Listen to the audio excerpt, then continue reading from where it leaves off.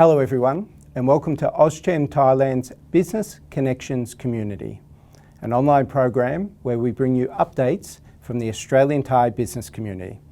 I'm your host, Brendan Cunningham, and today we're bringing you updates on the Australian visa situation, Thailand through the looking glass, and life at the hub.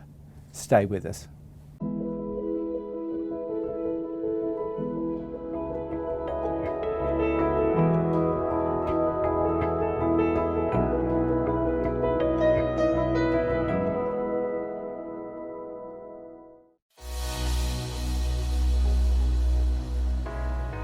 And welcome back. For our business section today, we have an update for you on Australian visas, and specifically for business and education purposes. I'm joined for that by two of our AustCham directors, Kun Apiradee Bunyalekha, Managing Director of Asiania Consulting, Kun Bong. And joining us from Pattaya online is Simon Wetherell, Managing Director of Australian Visas Thailand. Simon, how's the weather down there? Not too bad, thanks, Brendan. Great. Looks like clear skies in the background. A bit of snow.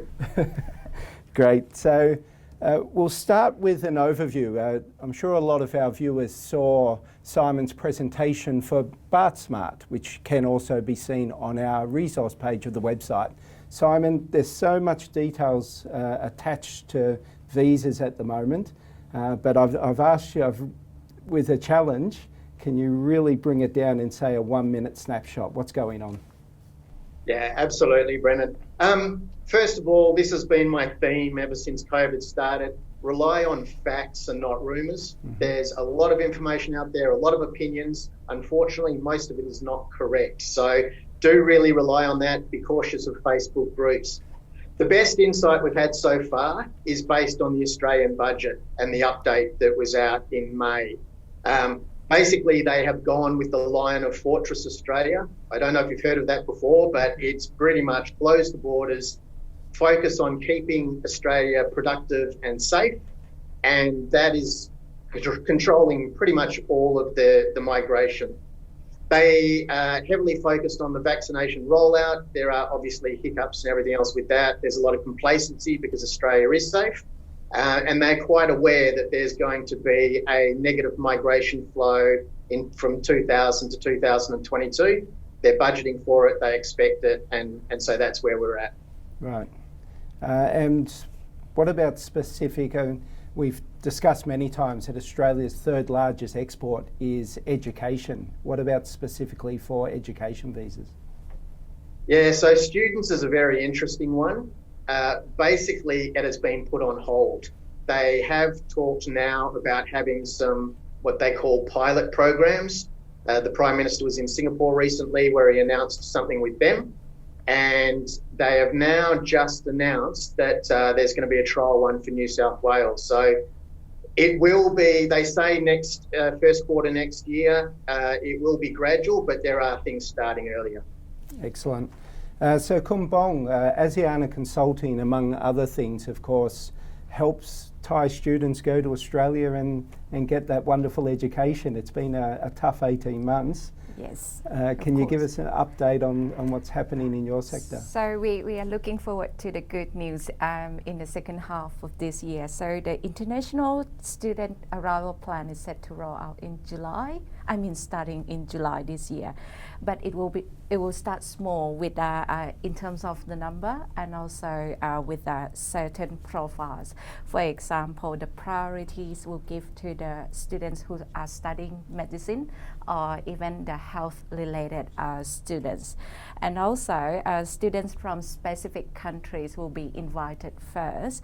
For example, like students from China, Hong Kong, Vietnam, South Korea, Singapore, Malaysia, while the students from India and Nepal will be added to the group once they see that the public health situation is safe in those countries. But of course, Thai students will take part in it, but with a very small number, and maybe later in the year, maybe in early quarter 4. There are two states that has already announced that they are going to welcome the international students back, which are New South Wales and South Australia. However, there are some still concerns from the students. For example, the cost of the flights, of course, is going to be higher than normal. So which is expected to be $1,000 until $1,600, and also the quarantine cost, which hasn't yet been announced on who is going to pay, whether it's going to be the students is going to be responsible, or the university or colleges are going to be responsible, or are they going to share half and half? And also the vaccine types. So we have been talking about vaccine lately, and there are only a few types of vaccine that has been approved in Australia. So that is also the concern, whether if they get AstraZeneca from here, whether they have to go through the quarantine. We're certainly hoping that, and I know Simon will play a big part in that, speaking with the Australian government on behalf of all of the AustChams in the region about being able to return to Thailand if you're to Australia if you're vaccinated without doing the quarantine, because it's affecting us all, I believe. But Kumbong, it's a lot of concerns, and we've lived in a world of concerns for 18 months. There must be an upside to going to Australia at this time, though. Okay. Of course, there are some upside. There are some good. It's a good opportunity for students as well. So Australian University also would really like to invite the students to start their courses, whether it's online or in Australia. So there has been some scholarships rolled out. Some university offer up to 75% of scholarships for both undergrad and postgrad students. And also there's some of the students who decide to continue to study online, they get some discount of 10 and 30% in some universities. So it's an opportunity for students to keep studying or start studying this year too. Good. Well, that is good to hear, because we do need upsides at the moment, particularly in that industry. Simon, I think for a lot of our members, an integral part of their business is being able to send their Thai employees back to Australia for various reasons, to run certain parts of their business, for training, meetings, many different things. Can you give us an update on the business visa side? Can we get down there? Yeah, so the government announced that the visa numbers were going to stay the same as last year. That was 160,000 overall and 80,000 for business.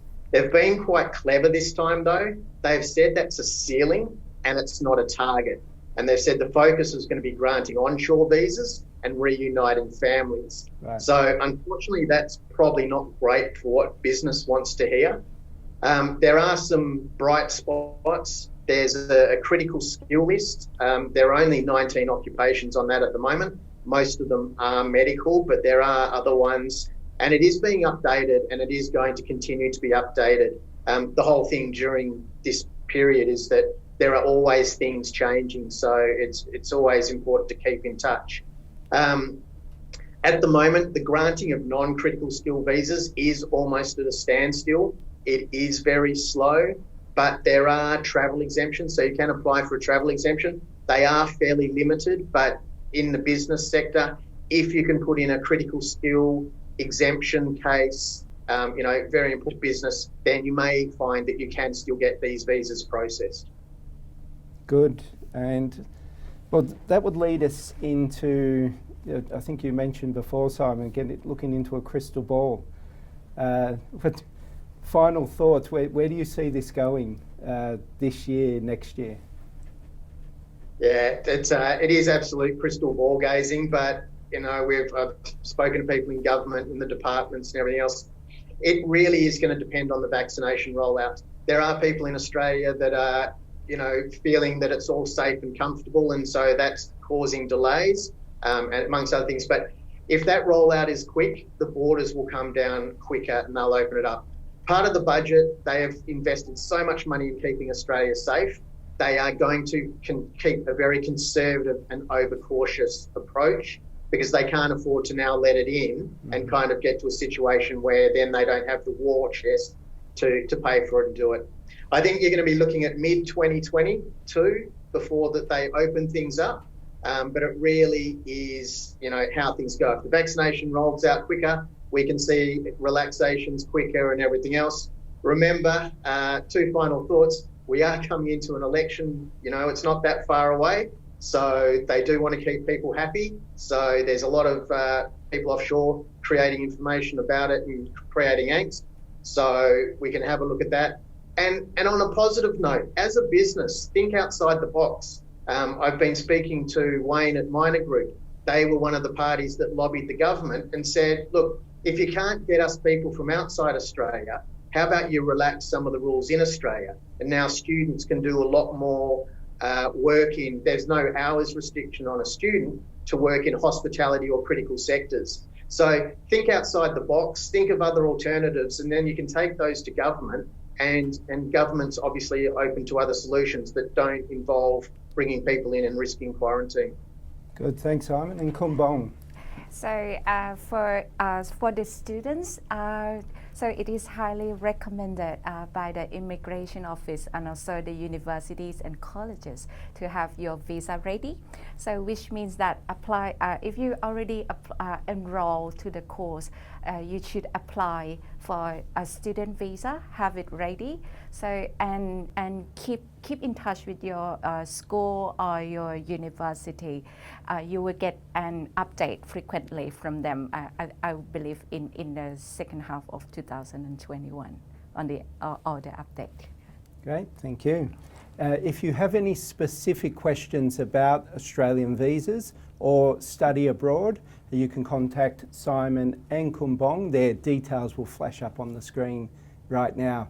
And the message to everyone in Australia, please go and get yourself vaccinated. We can't wait to get ours here. Simon, Kumbong, thanks for joining us. Thanks, Brendan. สวัสดีค่ะ Right. Coming up next, Connections. And we meet Scott Whittaker from DWP as we take a look at Thailand through the looking glass. Stay with us.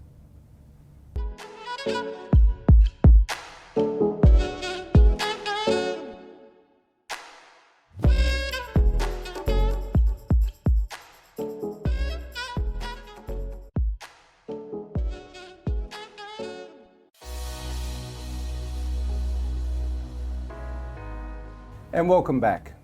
In our connection section, we're going to take a look at Thailand through the looking glass. And I'm joined by Scott Whittaker, founder and now Group Creative Director of one of AustCham's silver sponsors, DWP. Scott, how are you? Hi, good afternoon, Brendan. Good to see you. Good, thanks. Okay. So, Scott, you've always been a wonderful advocate for investing in Thailand, promoting Thailand as a destination, and we know that you've spoken to the BOI many times about helping to promote. So we thought we'd bring you on here to share it with the other AustCham members why Thailand's such a great destination for businesses. So let's start with some positives. Thanks very much. Yeah, we've all had a bit of time to reflect over the past few months because many of us have been home, and you get to think about how things were in Thailand. So I've been here nearly 30 years. Wow. And we were able to build a business from just a few people to about 300 people internationally, using Thailand as a base. So it was a great place to start a business and to build it, and it's a creative, exciting destination. It's just at the moment everything is a bit stuck. It's a bit stuck everywhere, it still remains a wonderful place. What would you say are some of the things we see on the surface if we talk about the people, the society, etc.? I mean, it's an incredibly welcoming place. People talk about it's difficult to set up a business. Actually not. Right. It's quite open. It's quite easy to do things. But you just have to follow the process. Right. And process sometimes can feel long, but usually if you follow it, everything goes well. Right. The difference here is I think we get exposure to such a great collective of people that even in your own country you wouldn't be able to meet. No. So you get exposed to a lot. People welcome new ideas and they look for that outside influence. Good. And what about your experience in hiring people? Thailand, I come from a recruitment HR background prior to the chamber, so Thailand's always said to have a talent war going on across various industries. Yeah. How do you find hiring and building a team? I mean, always difficult to get enough talent. The last 20 years, Thailand has mostly been in a growth mode, and people often move jobs. It's difficult to have long-term employees sometimes, and it's very different from, say, Western country where the pay scales are reasonably flat. Here, entry-level salaries are quite low, and senior-level salaries are quite high. It's amazing the difference. So people often have that jump because they can have a big salary change. But often we had staff who came back. Right. So they tried something else. We've also encouraged a lot our staff to move to our other offices overseas. At one time, I think we had about 30 Thais working in different destinations. And that was a great way to take our culture from Thailand and take it across the world. So I think that's an exciting thing to do.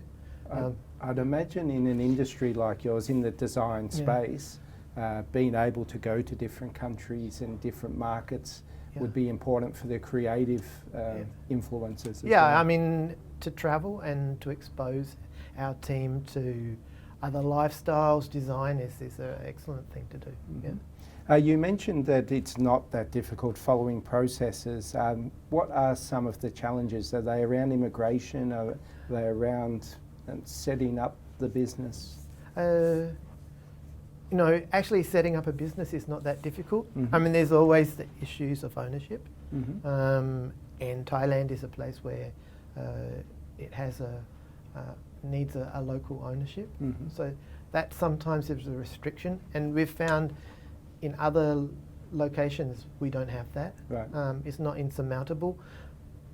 But I think actually the government restrictions are not that high. Actually, Thailand, though, is a reasonably high tax place. And probably the most difficult thing that we've found is termination of long-term employees. Because the costs are immense to terminate somebody. Yes, it certainly is it's an employee's market in terms of recruiting. It's an employee's market in terms of labour law as well. Okay.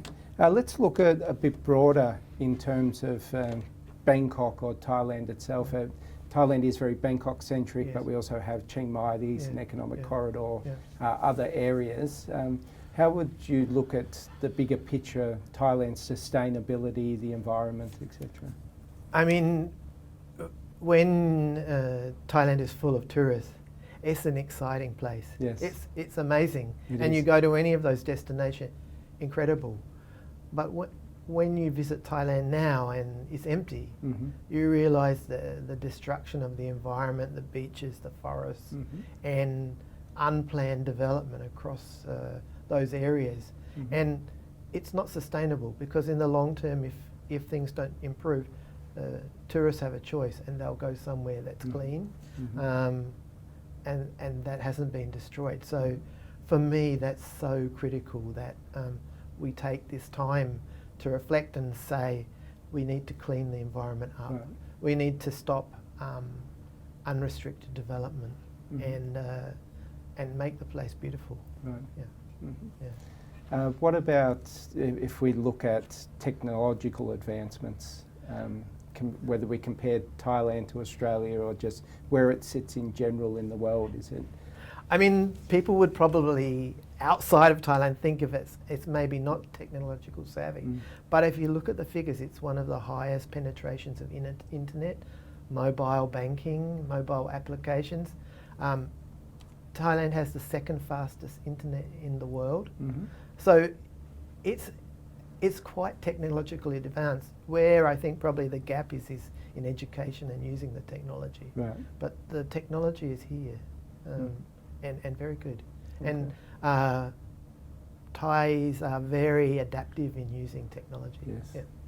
Yeah, certainly. Well, Right. we're in the Lexicon studios here, and I've certainly read many articles that highlight how much time Thai people do spend using technology. Yeah. It's quite phenomenal. Yeah. So DWP are obviously design specialists. It's what you do. When you look at it through your design eyes, the city planning, the structure, the outline, what do you see there? I mean, it's a city that's grown unplanned. It's dynamic, exciting. But again, when you see it, when the city has no people in it, you realise a lot of it is ugly, a lot of it isn't planned, it's not kept clean. Right. And if you look into the future, there's going to be a limit of growth in Thailand. Population has slowed down. There's not going to be big population growth. So you're not going to have the massive growth that we've seen over the last few years in the city. So the focus needs to be on making the environment better, making it a livable city, a walkable city, not losing its charm and dynamism, but I think improving the environment. And I think if you're thinking of where Australian companies could bring their expertise, I think it's in those areas. Probably not thinking of selling goods, but services like improving the environment, healthcare, seniors living. Yes. So I think that's the real opportunities in seeing that this is an ageing society where growth is going to slow down, and the opportunities are in post-growth economy. Yes, and agree. And Scott, I know speaking with other members, they agree with those sentiments, particularly around the aged care possibilities in Thailand and upgrading education in that sector as well. Through my conversations with other members in the community, people are saying they're keen to invest in Thailand, but as you say, no one's here now, people can't come here now. When is the timing good is a key question, because you probably don't want to wait till the doors are open. You might be a bit late. What do you think? I would think that everything is going to be clearer at the end of the year. You can see the rollout of the vaccine. I got mine today. Congratulations. And so probably by November, most of Thailand will be vaccinated. And then I think people will be happy to come here. Thais will be happy to travel. Right. And that's probably the time when the opportunity is going to be there. I know there's a pent-up demand for tourism to come to Thailand, especially when the European winter comes. And I think there's going to be a lot of opportunities in that area because there's a lot of distressed businesses and chances for people to reopen. So I think I'd say November, December. Okay, so we'll keep an eye on that, and we're obviously keeping an eye on the news every day. Okay. So Scott Whittaker, 30 years here in Thailand, still loves the place and wants everyone else to come, invest, holidays. It's a great place, especially for the Australian community here as well. Yeah, it's a fantastic place. Okay. Thanks. Scott, thanks for joining us. Thanks, Brendan. Scott Whittaker, the Group Creative Director at DWP. Coming up next is our community section, and we look at life at the hub. Stay with us.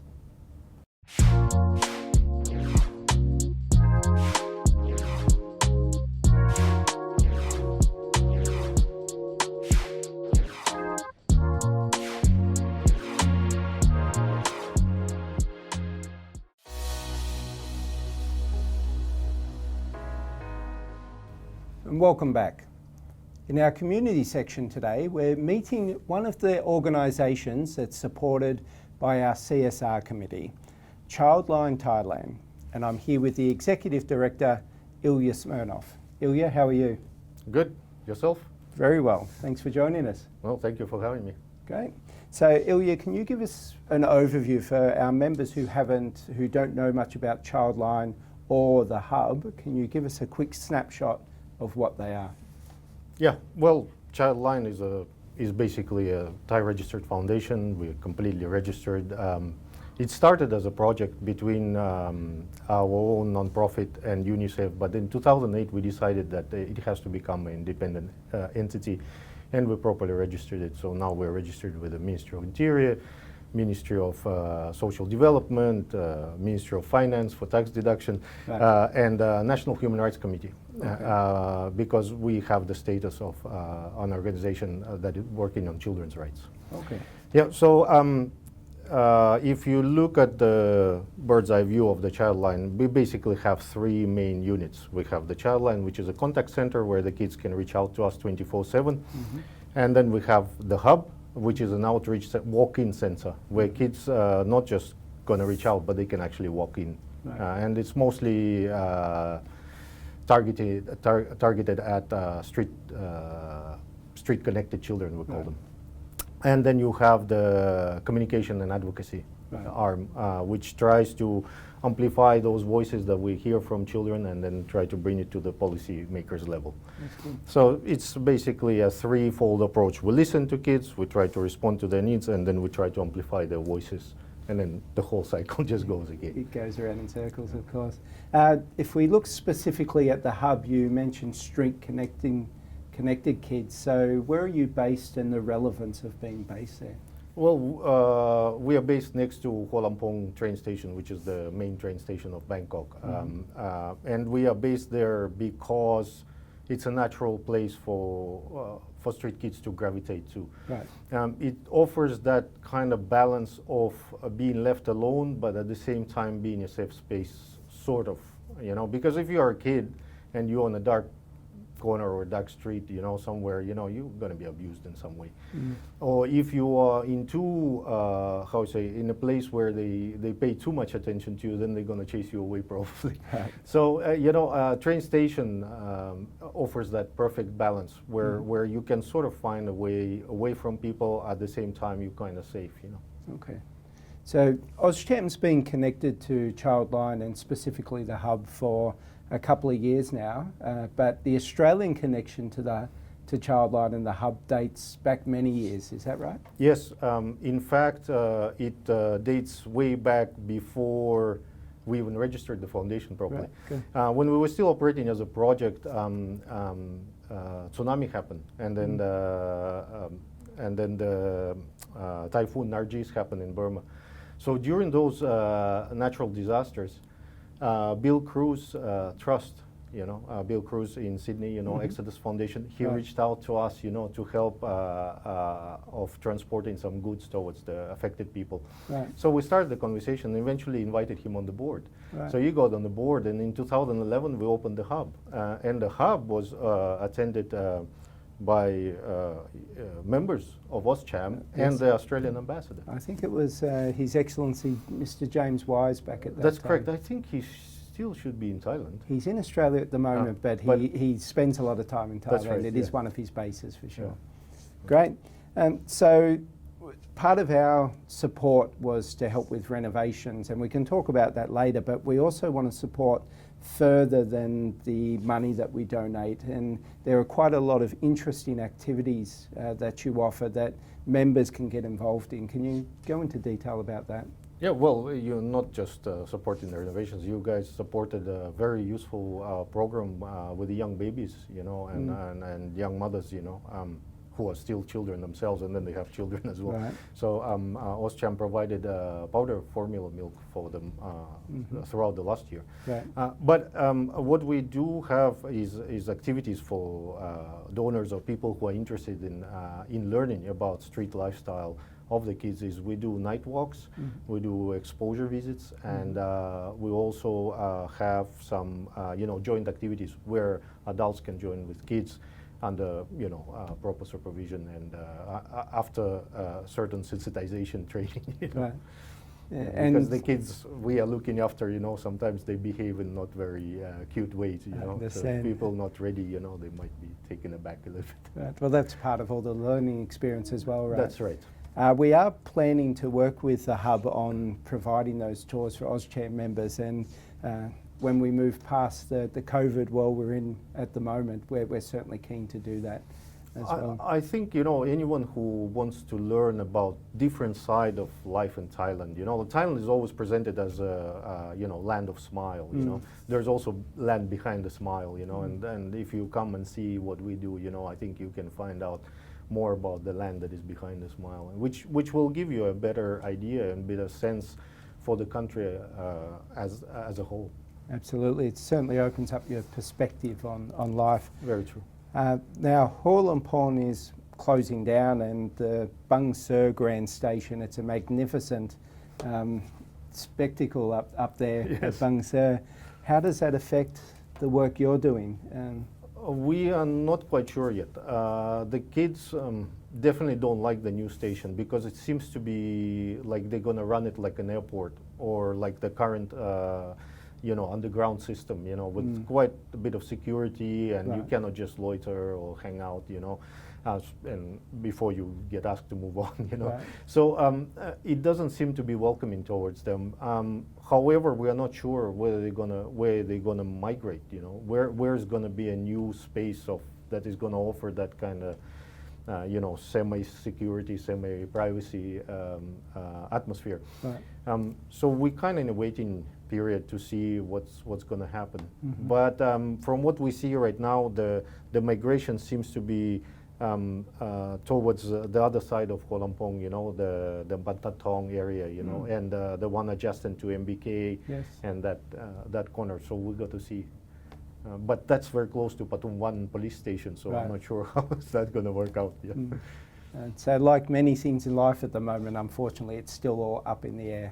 Very much so. In fact, Bang Su station was supposed to be open already, but it's still not. Yeah. So, so everything gets delayed. Everything is in a bit of a flux. So we are sort of, you know, try to respond to the situation as it comes. Okay. Okay. Great. Well, Ilya, thanks for joining us. Thank you for having me. You and the team do wonderful work at Childline, and we've been down to the hub. I'm really looking forward for a time when our members can join you to do those education activities that you're offering. So watch this space, and if you would like to support Childline, we can put you in contact with Ilya. The contact details are coming up now. Ilya, look forward to seeing you again soon. Thank you very much, and I look forward to welcoming you at the hub after the COVID. Excellent. Well, that's all for today. Thank you again for joining us, and stay safe and well.